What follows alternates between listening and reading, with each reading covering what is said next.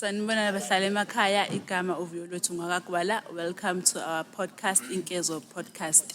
Lapho esikhuluma nabaholi abahlukahlukene ngezinhlelo ezihlukahlukene besiqwashisa nje ngama programs uhulumeni anawo ukusithuthukisa thina njengomphakathi.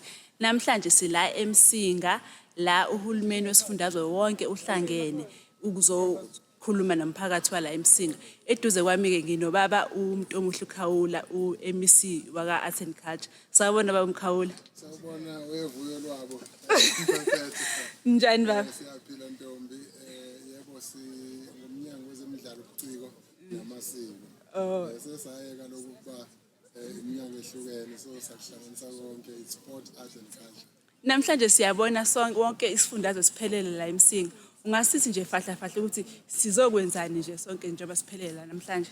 Impela silana namhlanje ngokholwa undunankulu wesifundazwe ubaba u18 Ntuli ngeprogram yahulumeni wesifundazwe esibiza ngokuthi OSSDDM kusho ukuthi imbizo kaPremier lapho esuke ehamba nohulumeni wakhe wonke uyise kubantu kodwa ngaphambi ukuthi ngichaze kahle ake ngiqale ngiphinde ngidlulise amazwi enduduzo kubuzo wonke waseMsinga sisanda kudlulelwa emhlabeni insizwa yethu iciko lalapha eMsinga uSicebi uMfokadlamini inkosi yamagcokama.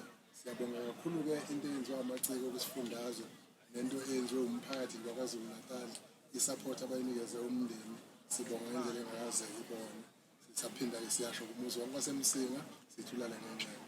Undunankulu wesifundazwe namhlanje kuseni uvuke wahambela ama-project ahlukahlukene lapha kwisifunda saseMzinyathi endaweni kamasipala waseMsinga. Kanjalo nongqongqoshe bakhe abayishumi ungqongqoshe ngamunye ubenikezwe iwadi ukuthi ayobheka ahlole ukuthi ihamba kanjani intuthuko ehlelwe iminyango ehlukahlukene nomasipala kanye nama-NPOs ama-NGOs nanombani omunye kungasebenza ukuthi khona kwenza ewadini. Lokhu-ke siye sikubiza ngokuthi ama-war room KwaZulu Natal lapho iminyango ehlukahlukene ihlangana ixoxe ibonisane ukuthi zinjani iy'nkinga ewadini, yini eyenzekayo, yini engenzeki, la kuneyihibe khona kuvimbe kuphi, zingasonjululwa kanjani iy'hibe ezivimbe endleleni kusuke kuyinhloso kuyileyo. Ebese-ke sibuya-ke siza emphakathini-ke emini lapho-ke undunankulu ezokhuluma nomphakathi bese nawo umphakathi kakhulukazi ukhulume nondunankulu ngey'nkinga ozibona ukuthi usasenazo ey'ndaweni oqhamuka kuzona. Lolu hlelo-ke siyalithanda ngoba it's peculiar to KwaZulu Natal. Peculiar to KwaZulu Natal. It's nowhere else. Yes. Uhlelo-ke lakwaZulu Natal. Lwethu sodwa. Lwethu sodwa nesikubiza nge-OSSDDM imbizo kahulumeni eya kubantu kodwa ngohlelo lama-war room lawa-ke apeculiar to KwaZulu Natal. Njengoba usho ukuthi lolu uhlelo lwethu sodwa nje ngiyazi ukuthi every month we go out to different communities. Mhlambe mangabe sesifikile emphakathini, what are the interventions mase sihlanganile nemphakathi sabona inkinga ezenzakalayo mase sibuyela back to our offices yini esifike siyenze to make sure ukuthi lezo inkinga siyazixazulula. Impela siqaphe kakhulu kwesihulumeni wesifundazwe ukuthi asingafiki nje sikhulume nabantu sibone nabo bakhulume bese basesihambile mase sihambile-ke kube ukuthi lezo zinto abazishilo bese-ke ama-officials eminyango ethintekayo kahulumeni bayabuya-ke bona bese usuku ngosuku bazobuka ukuthi kuphi la singenela khona ngalezi ezisuke zithinta ukuthi kufuneka kungeneleke usuku ngosuku ukuze masibuya ngonyaka ozayo siqale sireport ukuthi ezintweni ezasizibonile nenani ezikhulumile nesasikubona kwenzeka la kwakuney'nkinga khona ilokhu nalokhu osekwenzekile so namhlanje ngoba sasila ngonyaka odlule undunankulu uzobanikeza ireport bese siqhubekela ngokusha. Sesibuya-ke la ku-Arts and Culture, Sports, Arts and Culture. Sidlala kwangempela.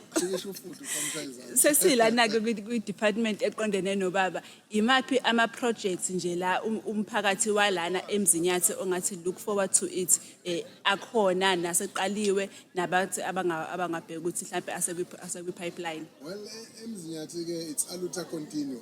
Ngesonto ledlule ngoLwesihlanu sibe nendumezulu yomcimbi kumasipala waseMvoti lapho umhlonishwa undunankulu besihambisana naye siwumnyango wa-Sport, Arts and Culture ubewethula khona umacekeceke womtapo wolwazi i-library enhle efana nami esishiye emphakathini waseShane. Muhle yini?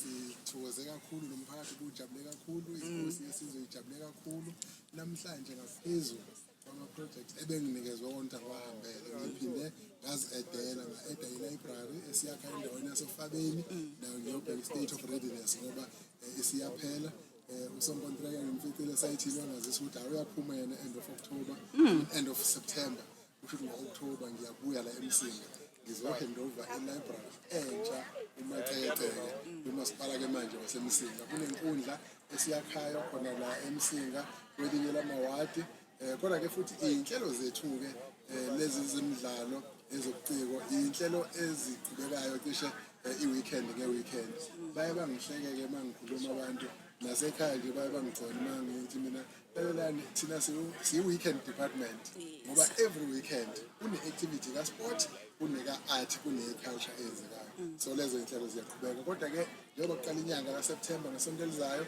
okukhulu kakhulu ukuthi besinama-build up umkhosi womhlanga umkhosi wesilo i-dance omkhulu kakhulu ozobe usemashobeni ngempelasonto kamhla ka-15 kuMandulo kodwa siyoqala emachobeni ngempelasonto yomhla ka-5 kuMandulo kodwa futhi siqalile ngo-August kona wonke ama-district aKwaZulu-Natal siney'nhlelo ezingama-weekend esizibiza ngokuthi siyaya emhlangeni ezama-build up lapho isifunda ngesifunda i-district ihlangana ney'ntombi zaleso sifunda bazo-workshophana bafundisana amahubo bacijisana ngamakhono babe ne-weekend yonke behleli ndawonye bezilungiselela ukuthi bayakokhuleka komdala bayotelebhela komdala ngenyanga kaSeptember sobe sikhona ka-15 kuSeptember lapho-ke ngisho-ke ngithi imbulo kuphela enamehlo okubuka wonke omunye umuntu nje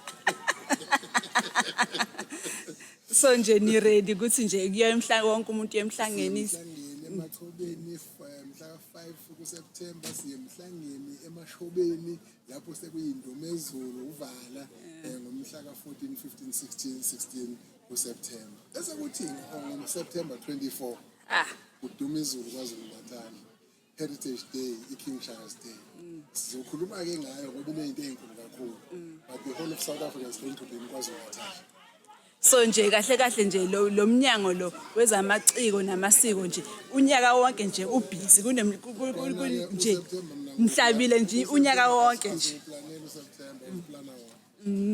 ay siyazwa ke bahlali ubaba Mtohle Khawula useshilo miningi imicimbi ehleliwe maningi ama projects ahleliwe siyathemba ukuthi nizowajabulela niwalangazelela siyabonga kakhulu ngesikhathi sakho baba Khawula ngivaleke ngokuthi-ke dadewethu Magwala inyanga-ke ka-August inyanga ebaluleke kakhulu kakhulukazi kithina kwaZulu ngoba sikhuliswe umntwana kaBhintangene undunankulu kaZulu ongasekho emhlabeni walibona ilanga ngomhla ka-27 ku-August 1928 kusasa ngoba kumhla ka-27 ku-August ubezobe ehlanganisa iminyaka engu-98 engobe isaphila sakuthatha-ke sihlangene namafa aKwaZulu-Natal okuyi-entity yethu sakwenza kube umthwalo wethu ukugcina ifagugu i-heritage umntwana kaBhintangene asishiyelelwa emhlabeni kuye kuthi-ke ngalolu suku bese sihlangana kwaBhintangene sonke siwuZulu ukuyomkhumbula nje